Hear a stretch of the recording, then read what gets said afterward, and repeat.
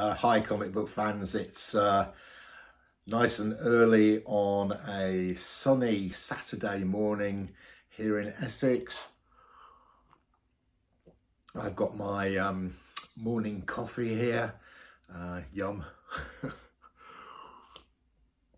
I've got to have my morning coffee before I get going. Right, so I thought I would do another in my occasional series of what is on my shelf.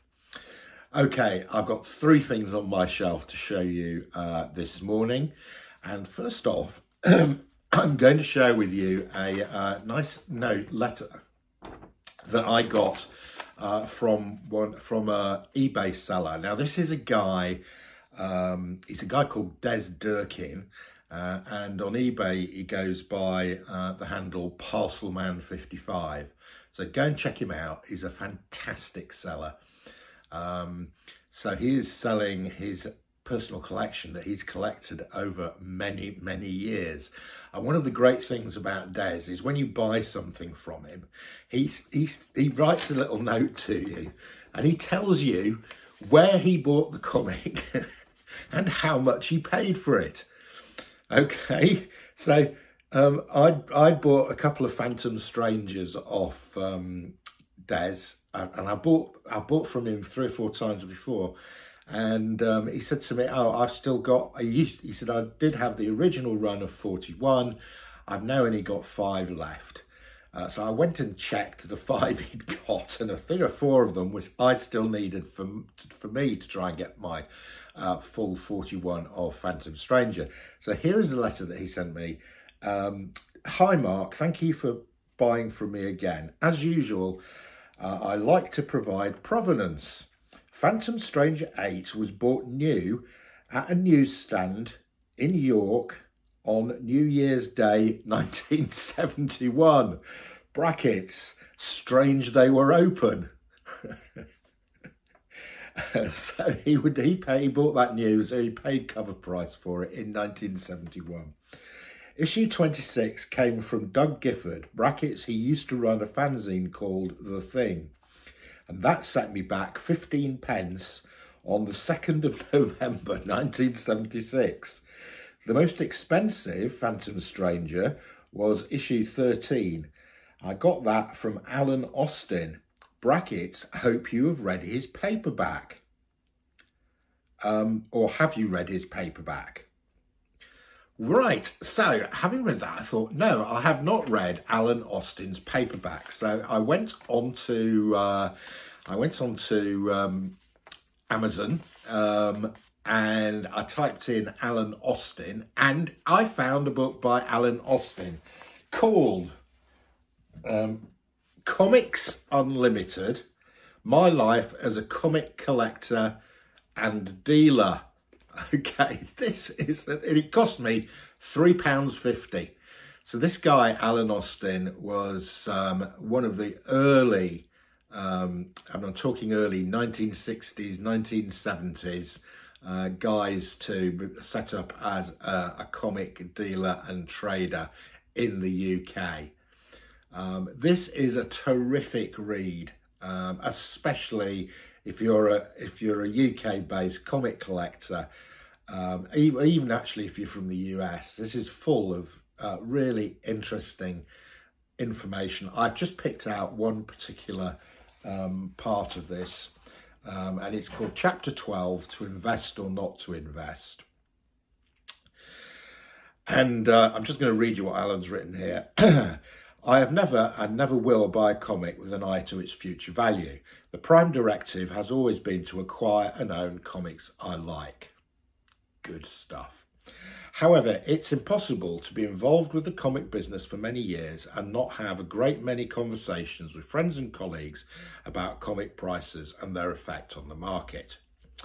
Returning once again to the early days of comic collecting, it was not always as it is now. I remember so clearly what things were like before fans and dealers ever used the word investment as part of their vocabulary when discussing comics. Honestly, we just didn't think about it then.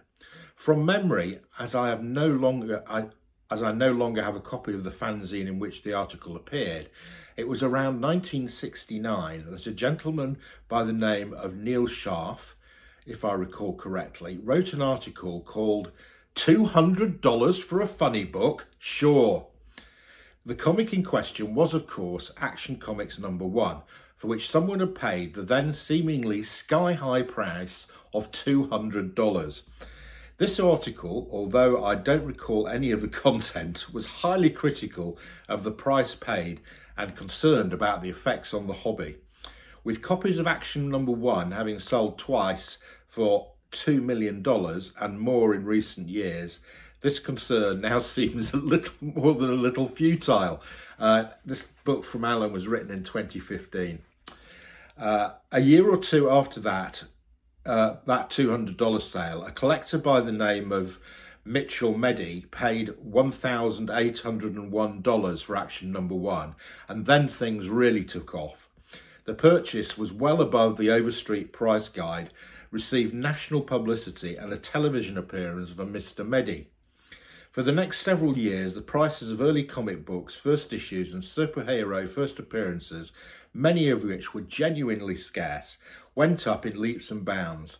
For a little while, Action Comics #1 wasn't the highest valued comic. For a couple of years, that honour went to Marvel Comics #1, effectively the first Marvel comic with its origins and first appearances of the Submariner and Human Torch. Whiz Comics #2, actually the first issue with Captain Marvel, was up there with the other big books, although over the years it has slipped a long way behind. Captain Marvel was a character very much of his time, and I think that counts with modern day comics fans who might see him as a tad juvenile. The 1977, so 1977 is not that long ago, guys. I was 18 in 1977. The Overstreet price guide lists in mint grade Marvel Comics #1 at $5,000. Okay, guys, that has sold for the highest grade of that I can find with the recent sale is 2.4 million. Okay, Action Comics #1 at $4,200.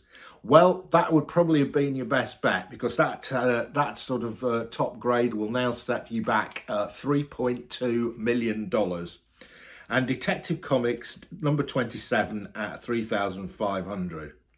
The best one here was in 1977, Batman #1 was listed for $1,600. We've just had some sales at $2.2 million. That is amazing. Look at the difference in prices between 1977 and 2022. My goodness, I wish when I was an 18-year-old somebody had left me probably about £1,000, $1,600, or probably less than £1,000 in 1977. I could have gone out and bought a copy of Batman #1, put it in my attic, and today I'd have $2 million. This is a little gem of a book. You can buy it for £3.50. That's the first thing on my shelf, and thanks to Des Durkin for pointing that in my direction. Right, next up, what have I got on my shelf? Okay, so I bought a copy of this, The Impending Blindness of Billy Scott. Why did I buy this? Well, because it is by one of my favourite up-and-coming artists, Zoe Thorogood. She's done the artwork for one of my favourite series so far in 2022 called Rain. The artwork is terrific in that. This was her first graphic novel.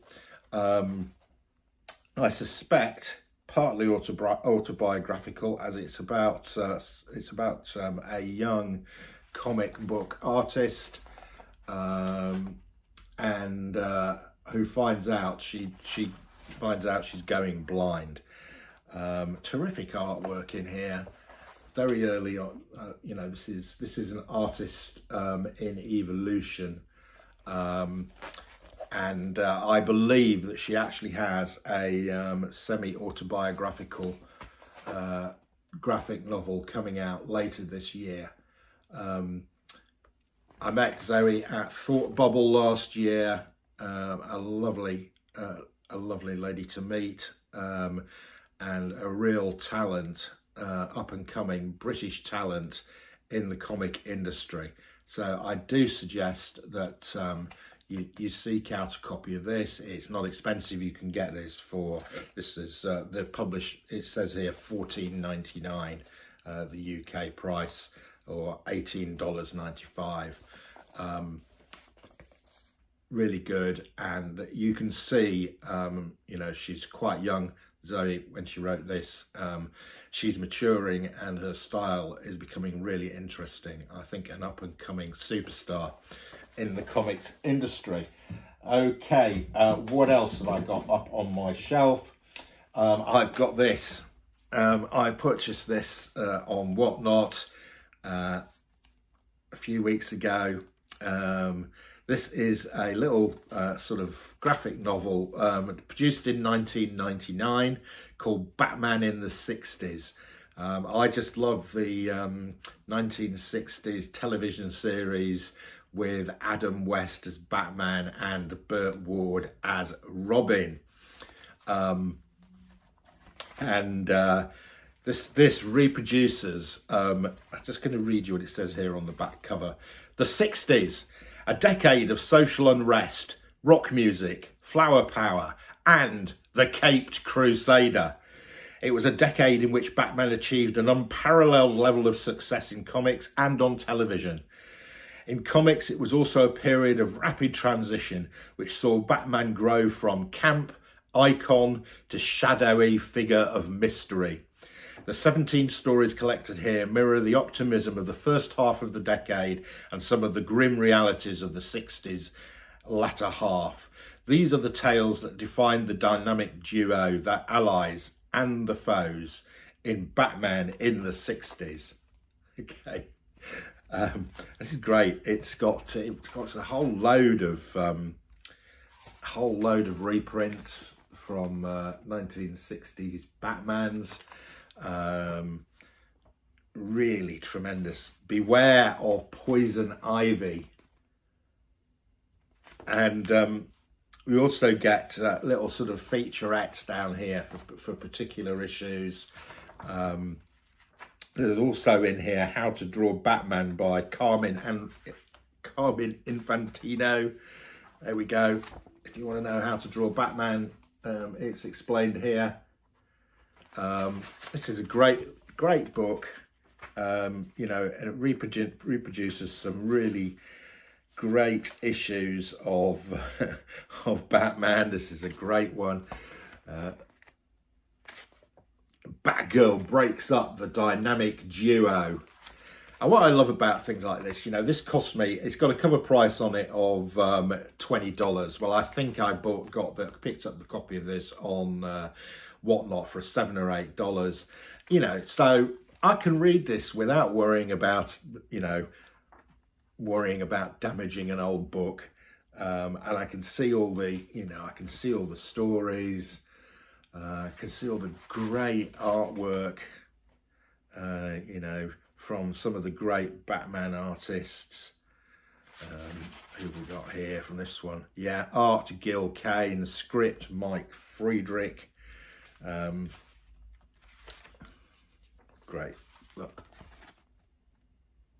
So there you go. That's Batman in the 60s. I suspect if you go on Amazon UK, you can pick this up for not very much as well.